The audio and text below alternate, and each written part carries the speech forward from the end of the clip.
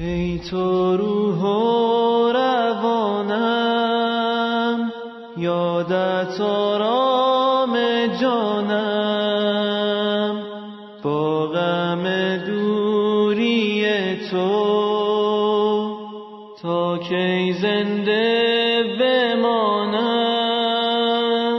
مانده ام مولا محزون و خسته، چشمم به راحت در خون نشسته.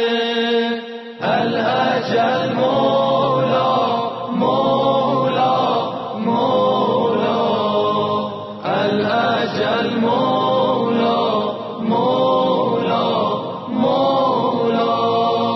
کنج این غربت غم، گریم بر حال زارم، تشنه ام بر نگاهت، در راحت جان سپارم. ای آرزوی خوبان عالم، حسن تو حسن حضرت خاتم.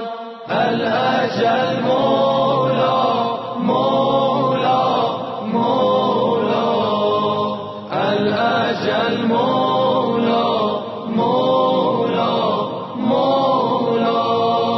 اشکم روی دو دیده، ای آخرین سپیده،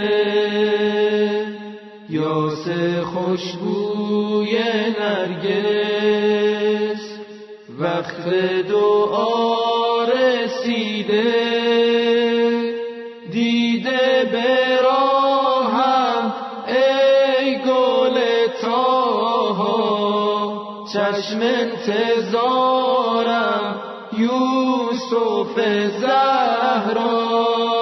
الاجل مولا مولا مولا، الاجل مولا مولا مولا، الاجل مولا مولا. العجل مولا، العجل آقا. در ظهور تعجیل کن یوسف زهرا. امام عسکری علیه السلام شرط رهایی از هلاکت و گمراهی در زمان غیبت فرزندشون رو دو چیز دونستن. یکی ثبات بر امامت اون بزرگوار و دیگری دعای بر تعجیل فرج، که البته عملی شدن هر دوی اینها بسته به توفیق الهی.